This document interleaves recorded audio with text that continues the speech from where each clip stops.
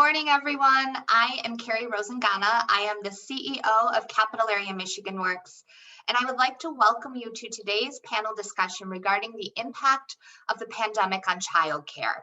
This panel discussion is being recorded and will be made available for those who are not able to attend today. Before we begin our discussion, I'd like to introduce our panel members. Starting with Cheryl Bergman. Cheryl, would you like to raise your hand if we can see you? Thank you. She's the Executive Director of the Michigan's Women Commission. Prior to the commission, Cheryl worked to elect well-qualified progressive women to local and statewide office. Her clients included Gretchen Whitmer for governor, Governor Jennifer Granholm, Senator Debbie Stabenow, the White House Project, and many other women candidates running for both local and legislative offices. Cheryl also has nonprofit management and fund development experience. Clients have included Communities and Schools of Michigan, Michigan's Children's Trust Fund, and Michigan Prospect. She has served as agency relations directors for the St. Paul and Sarah Fisher Center and as the program administrator for the Michigan Political Leadership Program at Michigan State University. She currently serves as a member of the Potter Park Zoo Advisory Board. She earned her bachelor's degree in journalism from Michigan State University. Thanks for joining us today, Cheryl. Joan Blough. Joan, would you mind raising your hand? Thank you. She's the director of the Child Care Innovation Fund at the Early Childhood Investment Corporation, ECIC. Most recently, Joan was the Community Systems Director for the Oregon Early Learning Division, where she helped lead the implementation of the country's largest investment in early care and education, a $400 million investment that included a strong focus on equity and child care innovation. Her portfolio included the Professional Learning System for the Early Care and Education Workforce, the Child Care Resource and Referral System, the Quality Recognition and Improvement System for Early Care and Education Programs and Providers, known as SPARK, and the statewide network of 16 early learning hubs. Prior to her role in Oregon, Joan was the principal at Change by Design, LLC, and she also previously served as the Senior Vice President for Early Childhood for ECIC. Joan holds a bachelor's degree from the University of Michigan and an MSW from Western Michigan University. Thanks again for joining us today, Joan. Kelsey Perdue is thanks for the wave, Kelsey. Good morning. Is the Kids Count Project Director at the Michigan League for Public Policy, where she oversees data analysis and advocacy as part of a national effort to improve children's well-being. Prior to joining the League, Kelsey managed and delivered programming in the education, health, and technology sectors in West Michigan, Washington, D.C., and abroad. Last fall, she was appointed by Governor Whitmer to the Black Leadership Advisory Council and serves as the chair of the Grand Rapids Community Relations Commission. Kelsey was named a 40 Under 40 business leader in 2019 by the Grand Rapids Business Journal and has been highlighted in several online and print publications. Originally from Grand Rapids, Kelsey earned a bachelor's degree from Howard University and was a 2018 fellow in the Michigan Political Leadership Program. Last but certainly not least, I'd like to introduce Elizabeth Tobia. Thanks for joining us, Liz. Liz is EC3's CEO since 2010 and has been affiliated with EC3 as a parent since 2002, serving on its board of directors from 2003 to 2006. Prior to leading EC3, Liz spent over 2 decades managing projects and programs spanning the public, private, and nonprofit sectors, specializing in business process analysis. Liz earned her MBA in Strategic Management from George Mason University and her bachelor's degree in Political Science from the University of Michigan. She successfully completed the Michigan Education Policy Fellowship Program and the Ingham County Office of Young Children's Care Administration course. Thanks again for joining us, everybody. We're looking forward to a great conversation.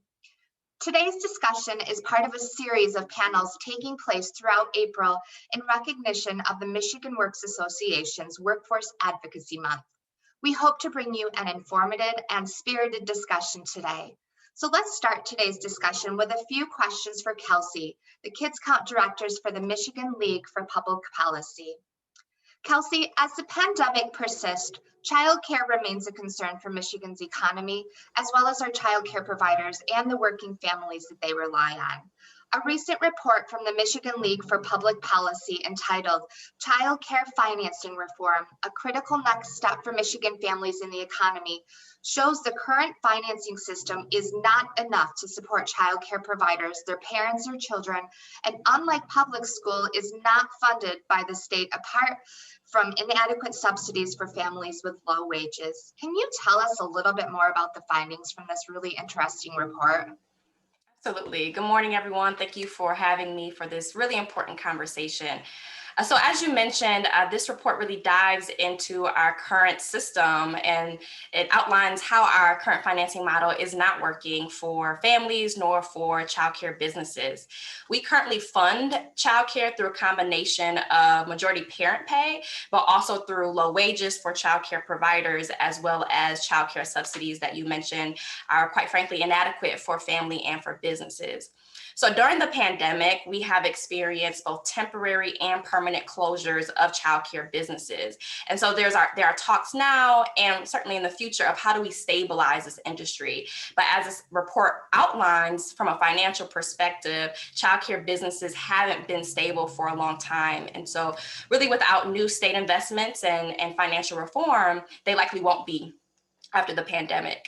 So I would like to just highlight a few kind of highlights from that report that the report dives deeper into. And the first is, I think we all probably know that childcare is not affordable for most families. It is recommended that no more than 7% of a household's income goes to paying for childcare. And for a family at a median wage income, which is about $57,000 in our state, they're going to pay for one child and infant toddler care about 19% of their income. So that's much more than the 7% that's recommended. And if they're a minimum wage worker, they're spending about 55% of their income on childcare. So this is important because Michigan's investment in childcare has declined in the last decade. And because childcare is so expensive, that's where subsidies really come in to help offset those costs, particularly for low and moderate income families. So over the last decade, from about 2005 to 2019, so actually more than a decade, the number of families receiving a subsidy to help pay for childcare fell by 70%. And that is largely the result of policy decisions around eligibility levels and around payments to providers. So Michigan has one of the lowest initial eligibility thresholds in the country. So that means the income level that a family has to be in order to qualify, right? We have made steps in the right direction around eligibility levels. Starting this year in January, a family has to be or can be at 150% of the federal poverty level to qualify for subsidies. And I say that is in the right direction because just a year ago, we were at 130%. But we're still a bit behind in this area because the national median eligibility threshold is 180. Okay, so we have one of the lowest initial eligibility thresholds in the country. And Michigan for many years has returned unspent dollars that could have been used for childcare subsidies back to the federal government. And we've really led other states in this because we have failed to provide what's called matching state dollars to draw down on all of those federal funds that we are entitled to. Between 2014 and 2018, we returned over $67 million of funds back to the federal government that we could have spent on things like childcare subsidies. So we as a state have not invested in childcare in the way that we could and that we should. And so that really does impact families' access to care. On the other side, just really quickly, let's highlight a few challenges with businesses. And so if we continue to consider subsidies, the subsidy payment rates to providers, the reimbursement rates that they get for those kind of subsidy spots for low and moderate income families, that rate that they're getting paid really isn't enough to cover the cost of care.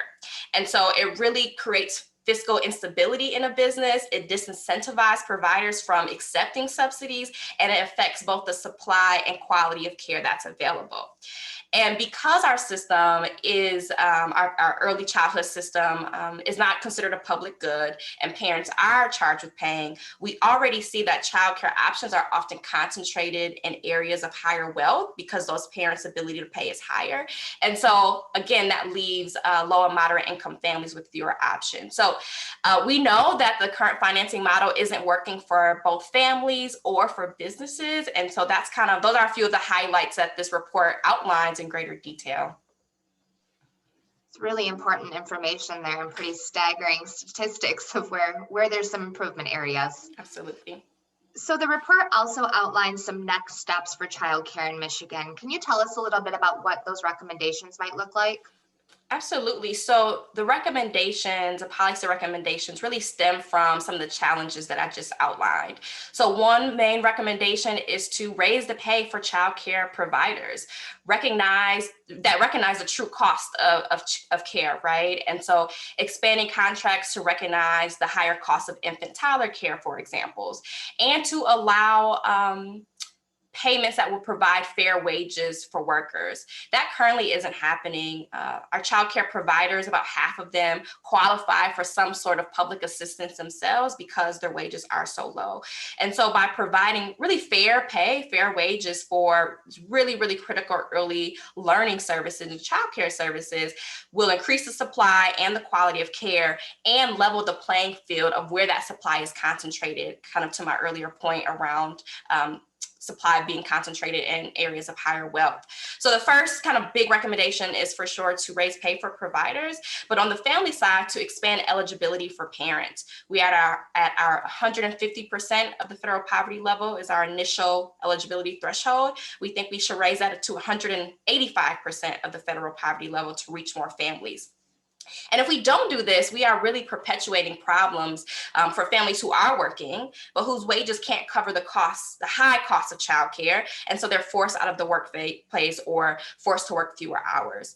And I will say, if we look at the economic landscape in Michigan, low-wage jobs really do dominate our economy.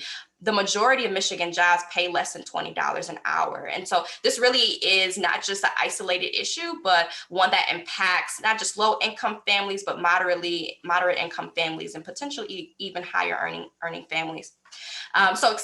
Increasing pay for providers is one recommendation. Expanding eligibility for parents is a second one. And the last one that I'll raise is to support home-based and family friend and neighbor providers.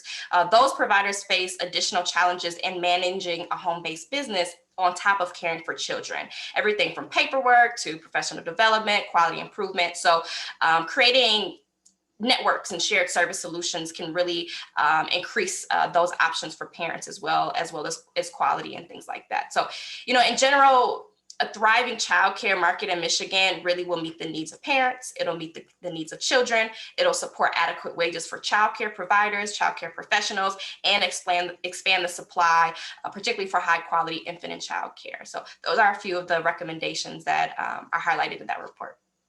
Thanks so much. In addition to that report, I know that the League's Kids Count in Michigan project, which you head up, released fact sheets on childcare for the state in each of Michigan's 83 counties. What's included in those fact sheets, and where could people of Michigan access them?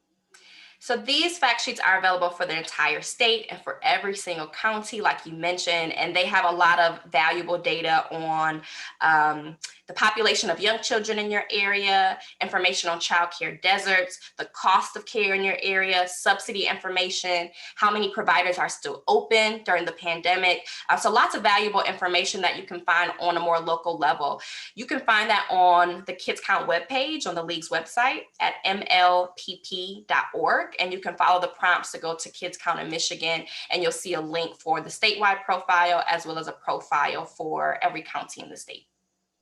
Thank you so much. And we did put those links into the chat for individuals to be able to access for follow-up. Thanks again, Kelsey. It's really important information and appreciate your insight. Thanks. So next, I'd like to talk with Cheryl, who's the Executive Director of the Michigan's Women Commission.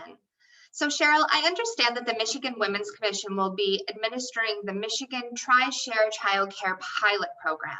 Governor Whitmer recently announced that 3 regional Facilitator Hub awardees for this innovative pilot program. Can you talk to us a little bit more about this program and what it will offer to help support individuals? Absolutely. So the My Share Child Care Pilot Program is an innovative public-private partnership to help remove the barrier of affordable, accessible childcare for women and families. Like we just heard from Kelsey, obviously a huge need.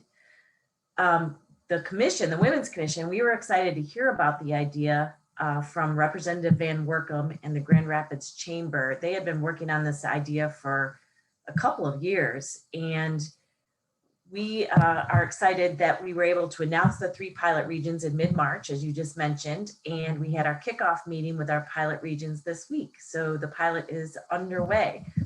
The pilot program shares the cost of childcare between the state of Michigan, the employer, and the employee. So a third, a third, a third. The Facilitator Hubs, so the 3 regions that you just mentioned, the Goodwill Industries of West Michigan in Muskegon, United Way of Northwest Michigan in Grand Traverse, and the Saginaw ISD in the Great Lakes Bay region. Those hubs are responsible for identifying participating employers and licensed child care providers in their regions. And the employers will identify income eligible employees to participate in the program. And we're targeting the ALICE population, asset limited constrained employed population, the ALICE population in this pilot.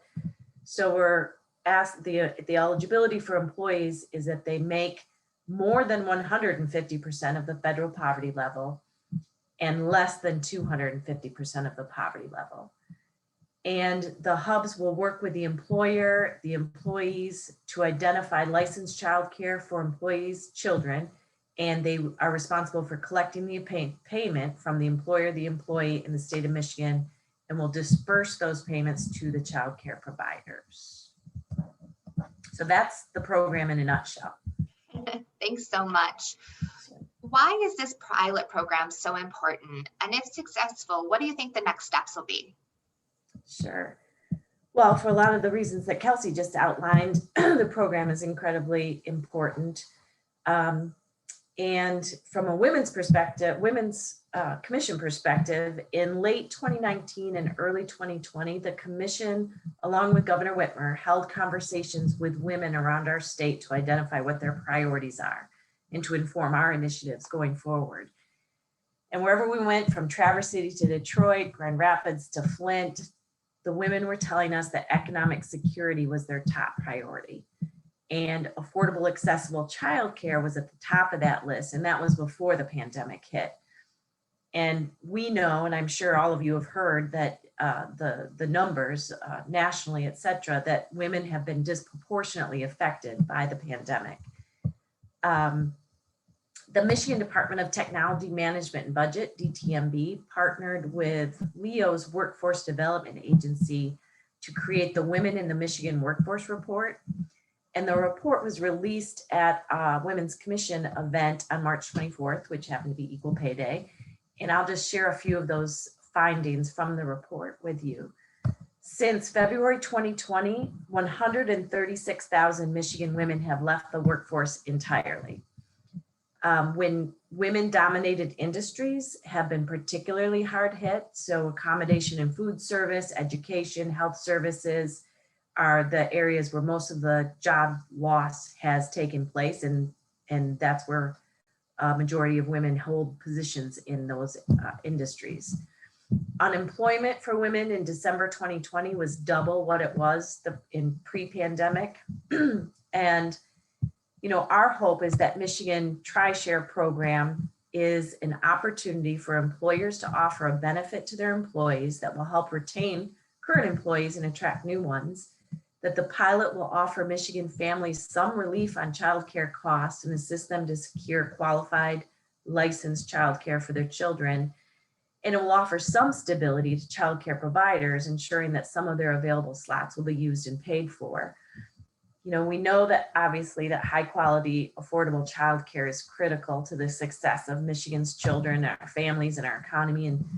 And from our perspective, returning women to work. And we had 15 applicants from potential facilitator hubs from around the state, and we could only choose 3 for the initial pilot. So it goes to show that there is great interest in this pilot from businesses and providers and families all over the state. And Governor Whitmer is committed to this program as one solution and has recommended an additional $2.2 million to expand the program for FY 2022. So the next steps are to encourage the legislature to pass this budget request so that we can expand the current pilot or add more pilots. And we're also, from the Women's Commission, we're also pursuing private funding to expand the pilot program. Thank you so much. There certainly sounds like there was a lot of interest, which just goes to show it's a valuable pilot to be doing.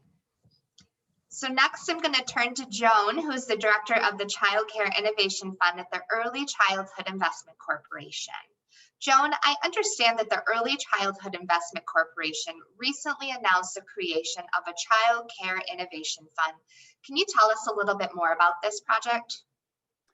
Sure, and good morning, everyone. And I just want to give everybody a gold star for caring enough about childcare to show up today, to listen to this conversation, and hopefully be motivated to take action on the basis of what you hear today, because it's going to take all of us and many, many more people working together to really make the changes that are needed.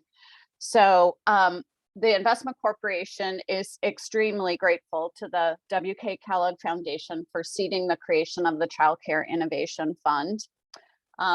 As you can hear already today, there is no shortage of complex and difficult problems to be solved. But what we often really haven't had is the opportunity to have funding to invest in innovation, to shift away from the status quo, and to actually try out some things that may help us get at more of the root causes of the problems that we have faced in childcare for many years.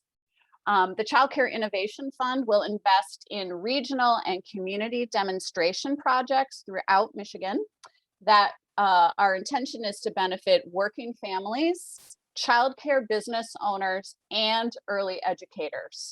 As you heard from Kelsey, we have many, many people working in childcare who do not even make a minimum wage, despite having credentials beyond a high school diploma and many with bachelor's degrees. And that is something that our field really needs to shift.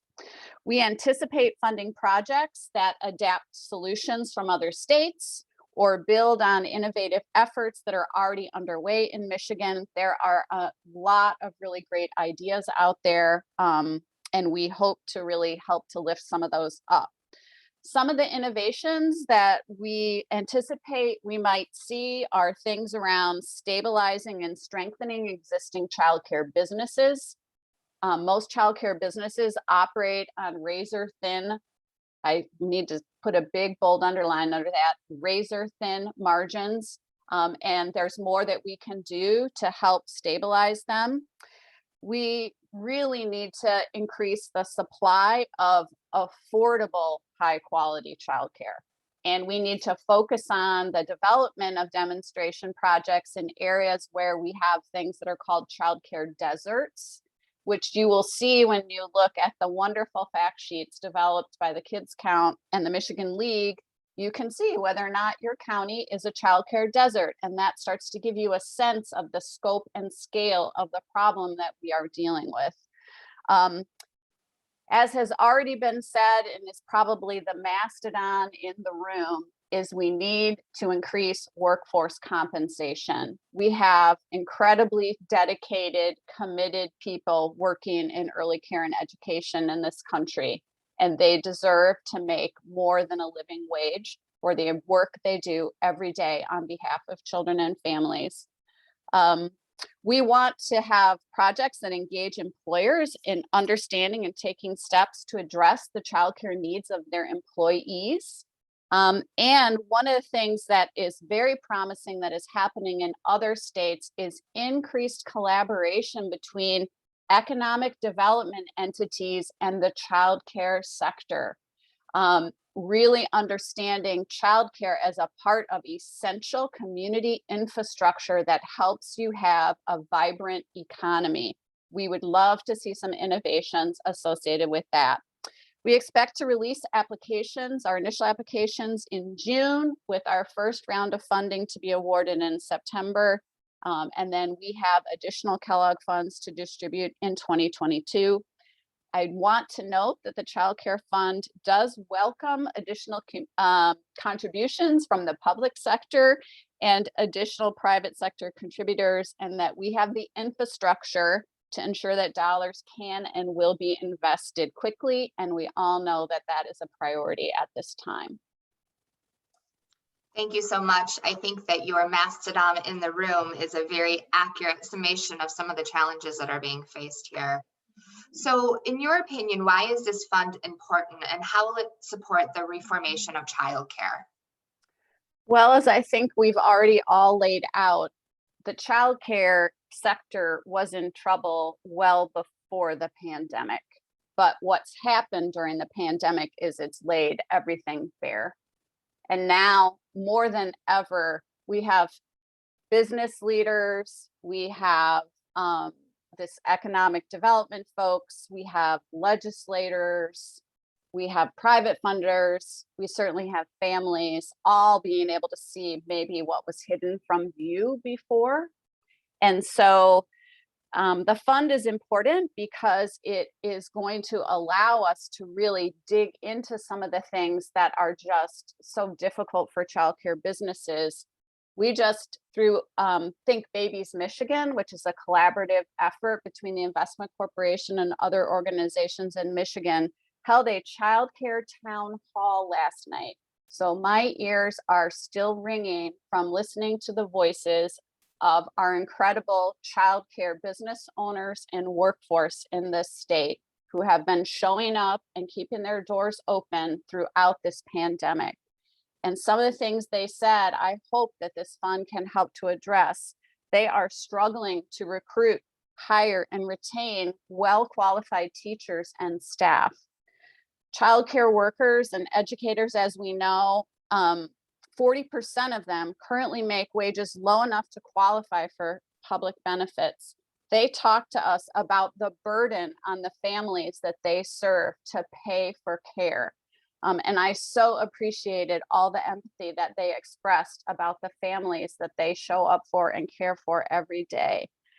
The fund will help to support the reformation of childcare through our investments in what we know are common sense solutions that are designed to benefit working families, childcare business owners, and really building respect for childcare business owners as one of our backbone sectors for our state, on which all our success rises or falls.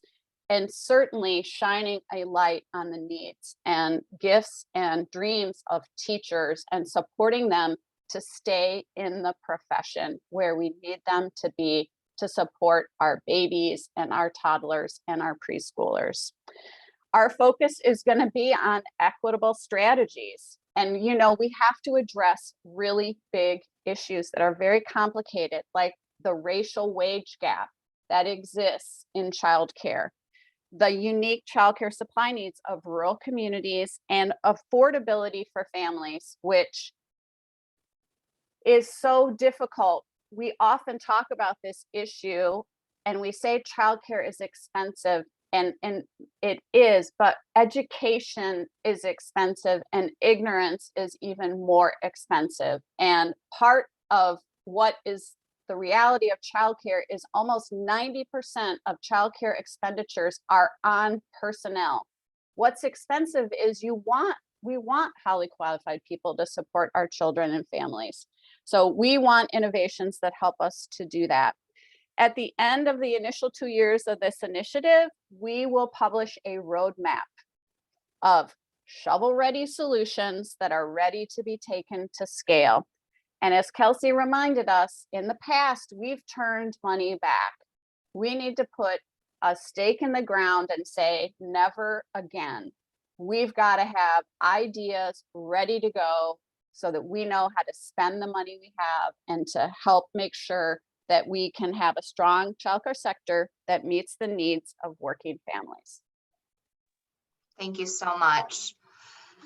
And we're going to move over now to Liz, who is actually is the CEO of a high quality childcare center here in Michigan. One of those, much like you mentioned that you had a town hall with yesterday. So Liz, as the CEO of a childcare center in Michigan, can you tell us about your personal experience with the impacts of the pandemic? Certainly. The pandemic has wreaked havoc on the childcare industry, as I think we've already been aware, and EC3 has been no exception. Prior to March of 2020, we ran 2 large centers employing nearly 90 workers, and both of them were filled to roughly 90% capacity. We were serving 185 children from about 160 families in the greater Lansing area. When the shutdown first hit, we thought maybe we'd be able to reopen within a month or so. But as it went on and the full scope of the pandemic became clear, we realized we weren't equipped to reopen even as an essential operation. We had to put in place many more procedures for screening and sanitizing, and I was reluctant to bring my staff back and put them at risk. We remained closed for 3 months, and then we were only able to open one of the centers. Even then, only 20 families sent their children, and I could only bring back a portion of my staff. The important thing to know is that, as has been said, most childcare providers are small, independent businesses. Many operate out of homes. EC3 is one of the larger centers, but we are mostly staffed by women, and most of these operations are staffed particularly by women of color. Childcare was deemed an essential service at the outset of the pandemic, but as I wrote in the Barron's Magazine article, childcare workers were not held in the same esteem as first responders or healthcare workers. There were no special protections, no hazard pay, no well-wishing signs on lawns, and nearly 1 in 4 childcare providers nationwide is closed permanently because they couldn't keep up with the higher standards for cleaning and smaller group sizes for their classrooms. Even after some of the emergency government funding was made available to childcare providers, it hasn't been enough for many of them to keep their businesses open. This, of course, creates a huge barrier on opening the economy because people can't go back to work without care for their young children. Thanks, Liz. Certainly speaks to some of those challenges you've been positioned to have to try to navigate during these times ahead.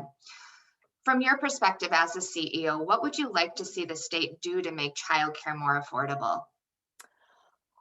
Well, even before the pandemic increased the burden on childcare providers, childcare was expensive. We all know, heard the stories, $10,000 per year per child is pretty much the average.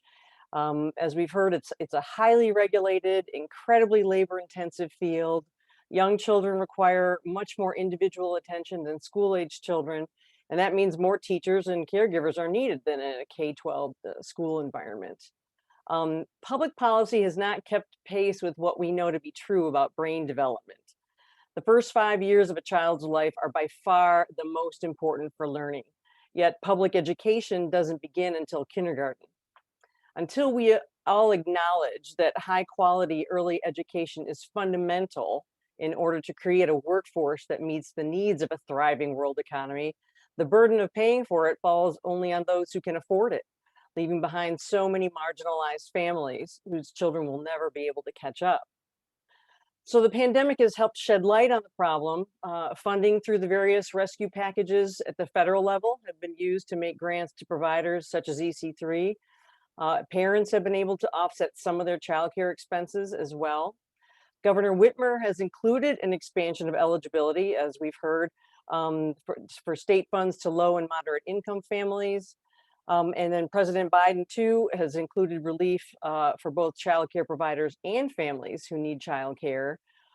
Gabrielle Pepin from the Upjohn Institute wrote an outstanding article in The Hill about the childcare tax credits. They're fully refundable, meaning that even those families who don't make enough money to file tax returns can take advantage of it. So if policymakers will embrace these measures permanently, it would ensure workforce stability through the next economic crisis. Thank you so much, Liz. So we're now going to move forward and focus on questions that are open for any of our panelists. So the first question we have is, we've talked this morning about some specific programs aimed at making childcare more affordable. The availability of quality, affordable childcare for working families in Michigan has been a long-standing challenge that has been exacerbated by the pandemic. What needs to be done to work towards solving this problem? And I'll open it up for any of our panelists to jump in with their thoughts. I'll start.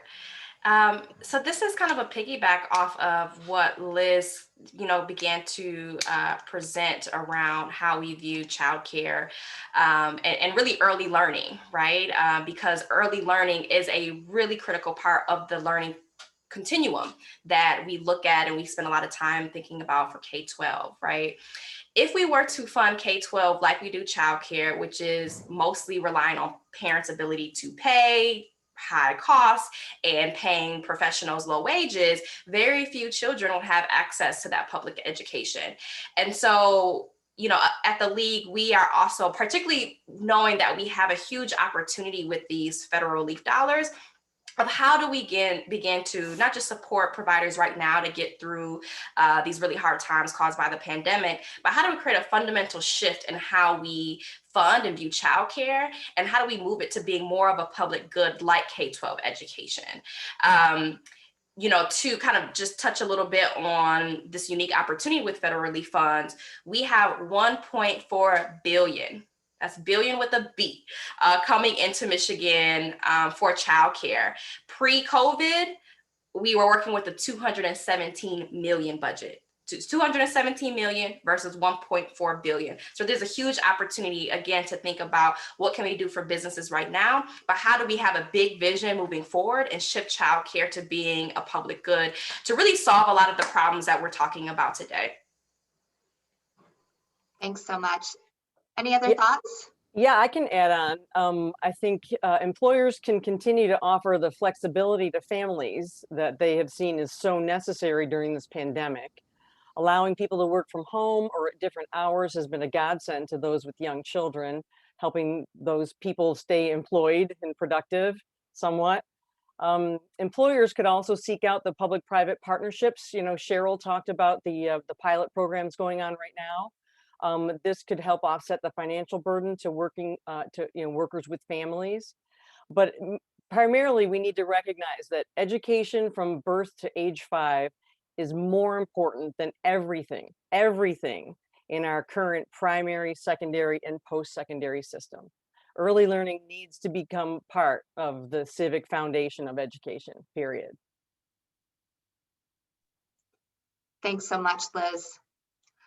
So the next question we have is, Governor Whitmer has included in her proposed budget an expansion of Michigan's Child Development and Care Subsidy Program, which currently subsidizes childcare for qualifying families making up to 150% of the poverty line, that $39,300 for a family of 4 that was referenced earlier. Her proposal would expand the program to qualifying families making up to 200% of the poverty line, which would be $52,400 for a family of 4 through September 2022. What would be the impact of that change if it's included in our final budget?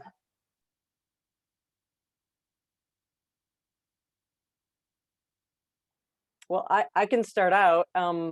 If this change is made permanent, we would see an economic recovery like never before.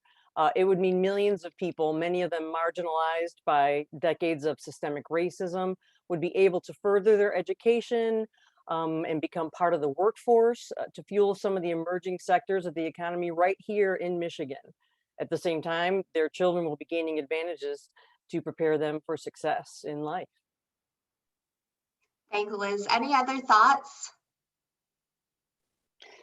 One of the things that I know childcare providers often talk about is some of the burden associated with participation in the subsidy program. So I think along with this increase in the income eligibility should come accompanying policy changes that ease the burden for childcare providers and treat them more like professionals, like what we are speaking of, and business owners. Many business owners in this country get federal subsidies of one kind or another. So how do we design our subsidy program to really recognize childcare business owners as professionals and support families at the same time? I think we have some unique opportunities to really take a look at our overall subsidy policy to build the childcare system that we actually need for our children and families in Michigan.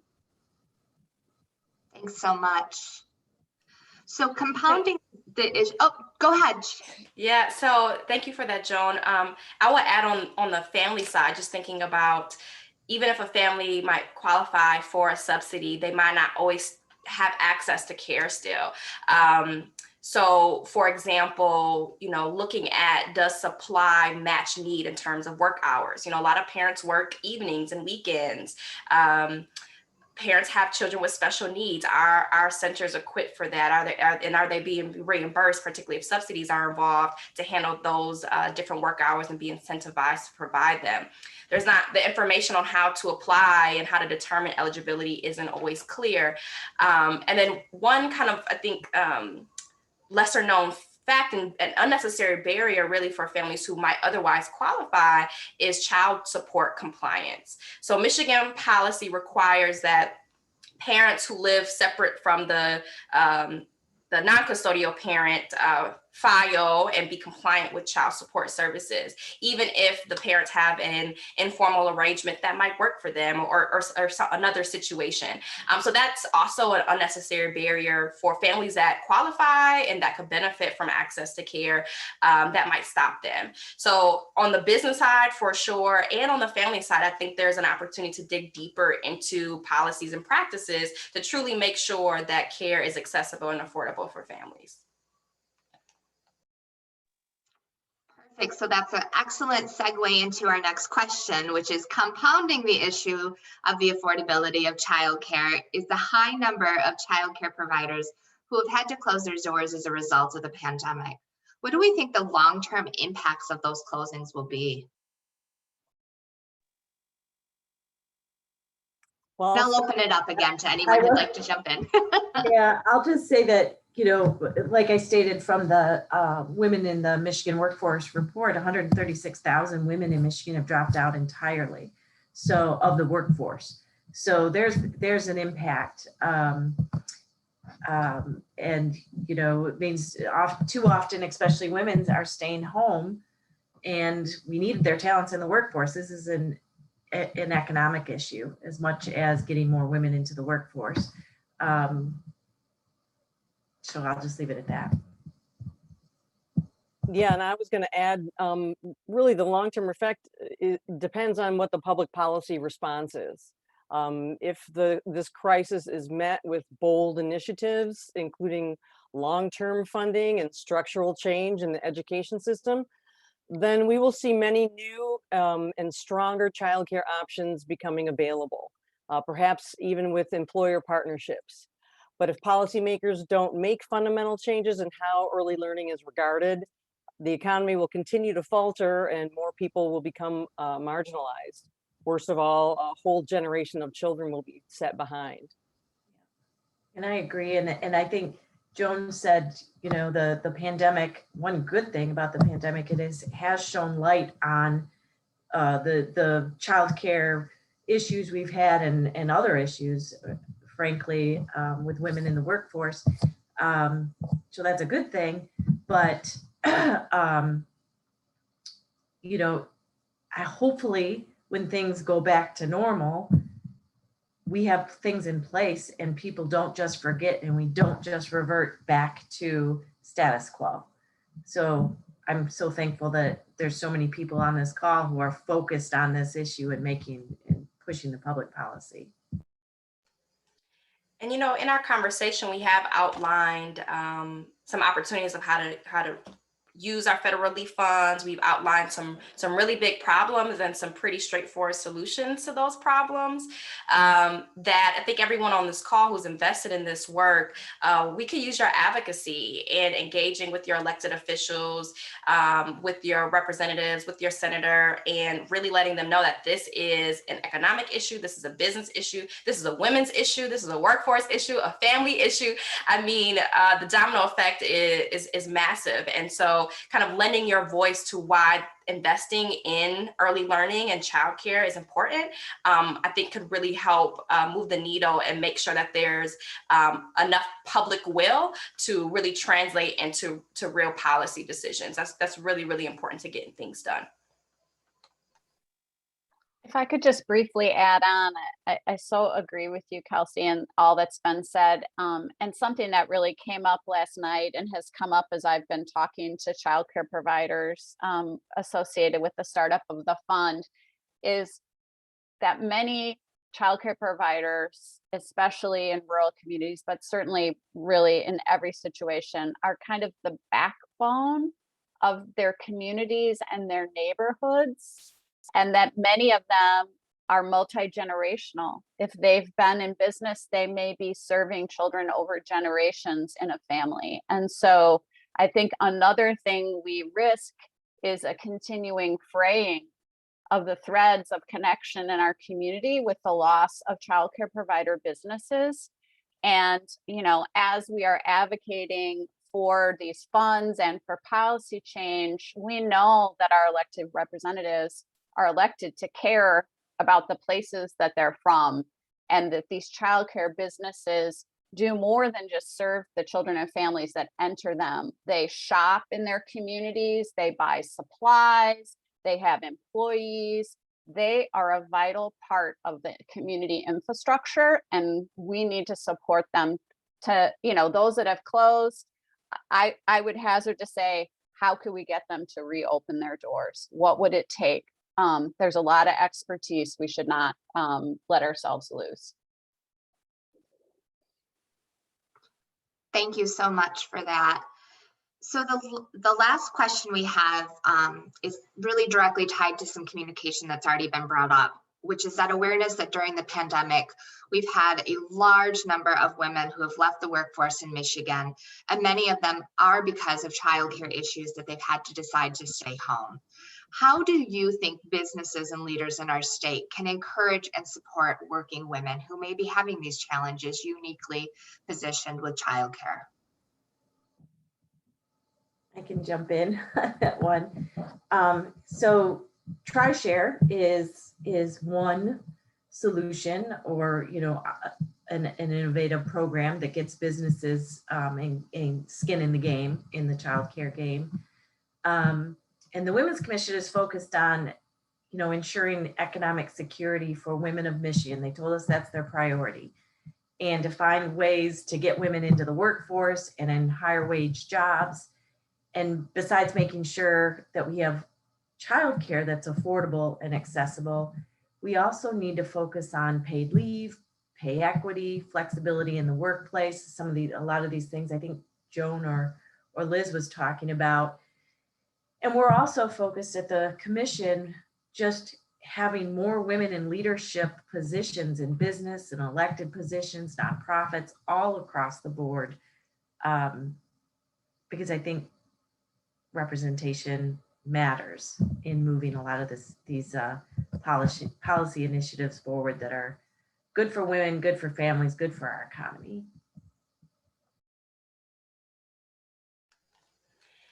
And I think to support working women, kind of going back again to care is really expensive, and it stops families and women in particular from working, from being in the workforce, or for working as many hours, for example, as they could. And so, enacting reforms that will expand that initial income eligibility threshold, I think is really important to allow more families and more women to access subsidies so that they can put their kids in care and in early learning so that they can work if they so choose. Thank you so much. Well, we do have a couple of minutes, and we had a question that has come in from a panelist that are someone from our audience for the panelist. And that question is, could you envision some statewide systematic communications outreach to reach families who do qualify for childcare subsidies, but may not be taking advantage of them?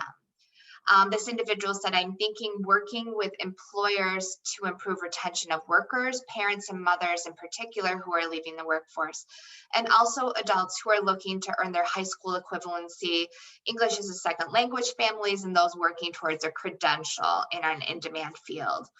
Part of the task, we think, is to let vulnerable families in our state know that these opportunities exist and to have a direct correlation to increasing education and career outcomes. So any thoughts on that one?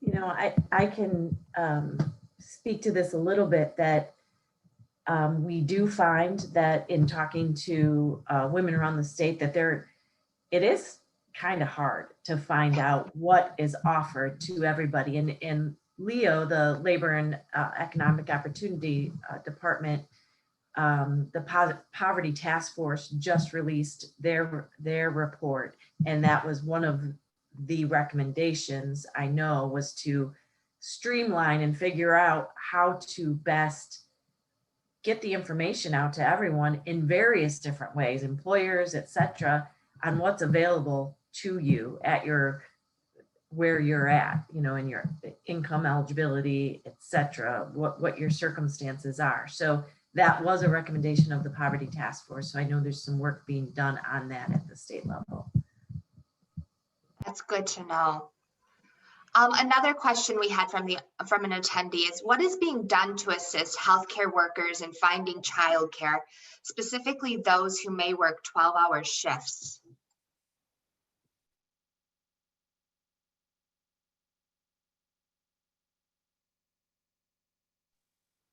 I know that Kelsey earlier addressed this is part of the problem, many of the problems, that the availability of childcare mostly caters to the traditional Monday through Friday, you know, 7 a.m. to 6 p.m. Workforce. And so there's a lot of the third shift people who aren't served. And when you consider how many families have a single parent who might be working one of those shifts, it's really a challenge. So I think all the recommendations that we've discussed in terms of trying to support providers, incentivizing providers to offer these other options would be the first and foremost in getting service to these healthcare workers and others who have these cycles of work that aren't the norm. But it's going to take also that recognition that the people working in childcare, they need that sort of wage to go along with those other hours as well. Thanks so much, Liz. We did have one other comment that came in from our audience from one of my fellow directors. Bill Raymond, I'll let you ask the panelists the thoughts that you had directly. All right, thanks, Carrie. Again, my name is Bill Raymond. I'm the CEO for Upper Peninsula Michigan Works. And someone mentioned with economic development, you would like to see more connection with that. Matt McCauley from Networks Northwest and myself are both part of the statewide, what's called Collaborative Development Council with MEDC. So we have monthly to bi-monthly meetings with key leadership within MEDC at the highest levels and each of the 10 regional coordinators around the state. So large economic development organizations like the Right Place, LEAP in Lansing, Cornerstone Alliance in Berrien County, Southwest Michigan First, you name it. All of it covers urban and rural and covers the whole state. A year and a half ago, we had a fascinating meeting, and they wanted to differentiate Michigan from every other state on what we were doing from an innovation standpoint and show the US that we can tackle the talent issue and everything else. What they came up with was childcare. Now, I don't think anything has happened in a year and a half, but I would like to jumpstart that conversation again and get people on this on the audience here, the panel, and it's been a great conversation. So thanks, panel. I really appreciate it. But I think we need to start bringing that stuff together, because this is such an intractable issue and such an intertwined, complex issue. And it'll take some work. So how do we start peeling back some of those layers? But if you want some economic developers involved with this, I think that CDC group would be the place to start. So I would be interested in having conversations with panelists or the association, whomever, how we can jumpstart that. So I just felt the audience, the people attending would appreciate knowing that. So thanks. Thanks so much, Bill. I am thrilled.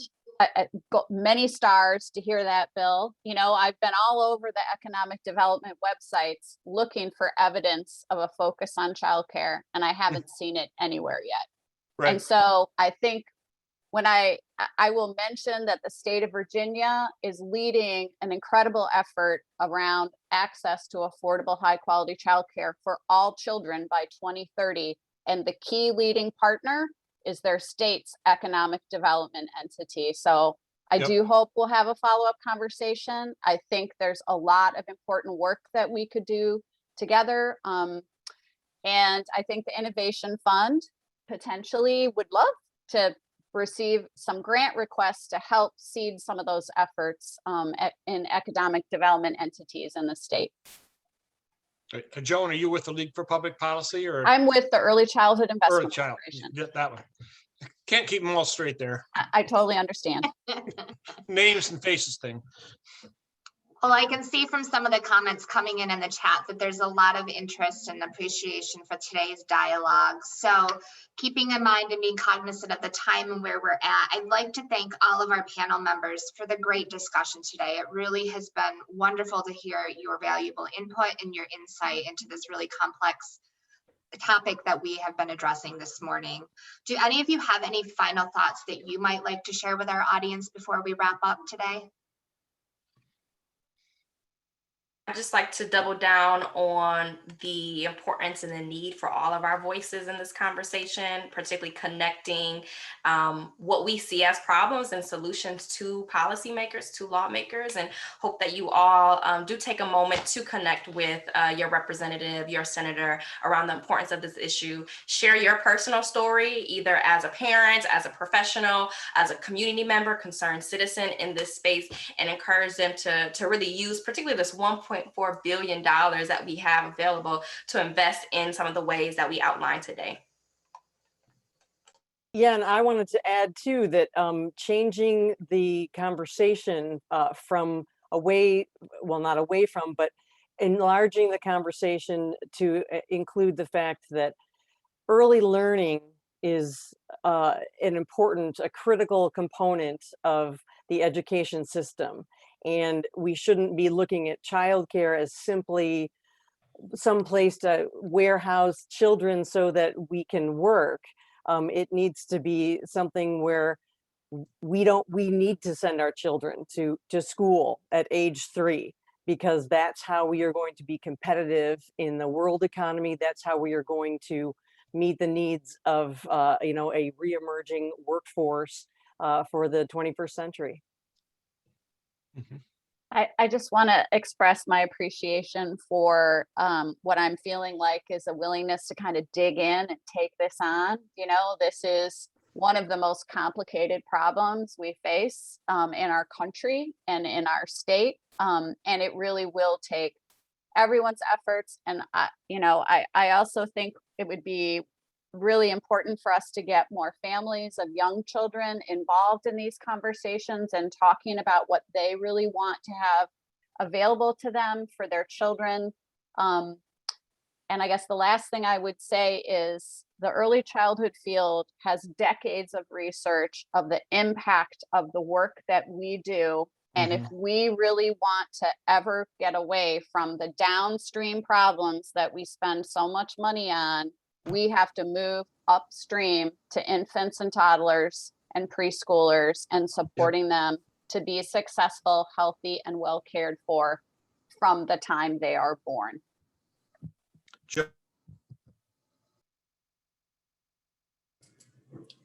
Bill, you're muted.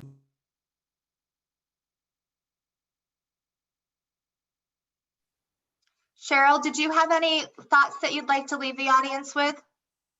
Oh, I just wanted to say that I am really grateful for the panelists who have spent most of their careers in this space and working on this issue, and the Women's Commission. We're just excited to play a small part in helping to address the affordable, accessible childcare issue in the state by implementing the TriShare pilot. Bill, did you want to add something? I know you had tried to unmute. Yeah, to Joan's point, Rob Grunwald from the Federal Reserve in Minneapolis says early child care education is the strongest predictor of economic growth that there is. So that's a challenge. It's a challenge. Let's prove him right. Exactly. Well, thank you again. I'd really like to thank all of our panel members for their time and for sharing their personal stories and their knowledge and their thoughts with us today. I found this personally to be a very, very informative discussion, and it was very engaging, and I hope that everyone in the audience did as well. Our next panel discussion as part of the Workforce Advocacy Month will take place on Friday, April 23rd at 11 a.m. and will focus on the impact of employers. More information about this panel discussion can be found on the Michigan Works Association's website at michiganworks.org. Thank you again, everyone, and have a great day. Bye-bye.